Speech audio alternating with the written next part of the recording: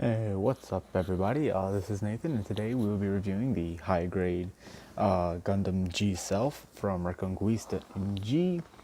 And yeah, I'm aware this is an older kit, but I like it. So, here you have the main figure kit itself, with none of its attachments on. And, yeah, it's an older kit, like 2014, I believe, right? Yeah, 2014. So about 5 years old. It'll run you about 1,600 yen, which is roughly $16 in the US. I have it panel lined and everything here. I don't have anything painted, and I used the stickers.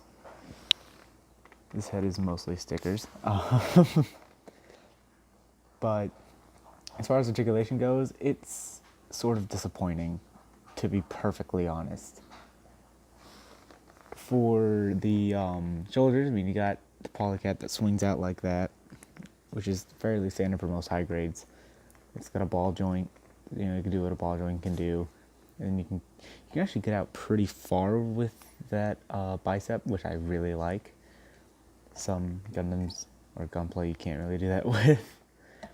And then the elbow, because of that armor piece, he only bends about that much, which is a little disappointing. But hey, what can you do? The design really limits it, to be honest. And then he's got two ball joints here. You can go up that far, go down that far, and then he can do a full 360, but you're gonna pop them loose if you do, because those right there. And the front hip skirt comes as one piece, but you can separate it, and it'll be a little bit tight either way. But if you move those all the way up, you can go out. You can go out that far with those moved. I'm sure if you can go like that far total, which I think might be more than you'll ever really use, especially, considering it's the G-Self. For the head, it had 2 points of articulation, but some neck guard here kept moving, so I just glued it down and accidentally screwed over the polycap in there. So now he only has one ball joint, and he can't really do very much with it. He couldn't do very much because of the neck guard anyway. So yeah. And then for the legs,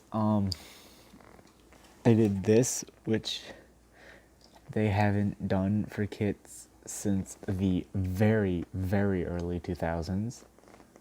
I mean, even double O kits don't have that problem, and they're from 2007, 2008, 2010. Like those years exactly. So you can only go that and that for the legs. Yeah.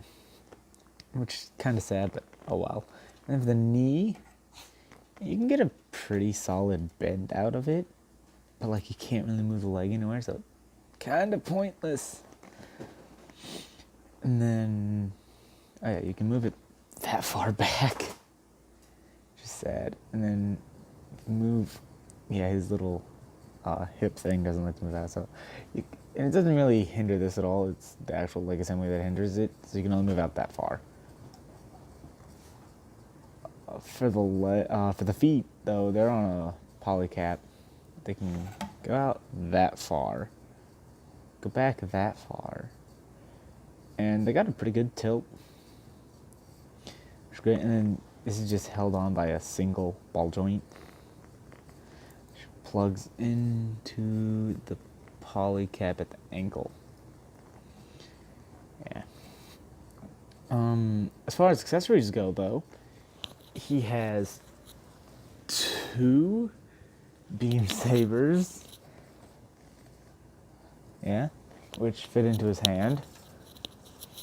He has a shield, which I actually really like the way the shield looks. He has a beam rifle, which takes painting, and it came with an extra hand specifically for the rifle, but I lost it because of the klutz. And then it has the atmospheric pack. Alright, so this is what allows him to kind of fly around in Earth's gravity and everything. That's what it looks like with it on, and if you don't like it out, you can fold these in and then fold that down. Looks like there you go. Yeah. Which slims it a bit, but you have that issue.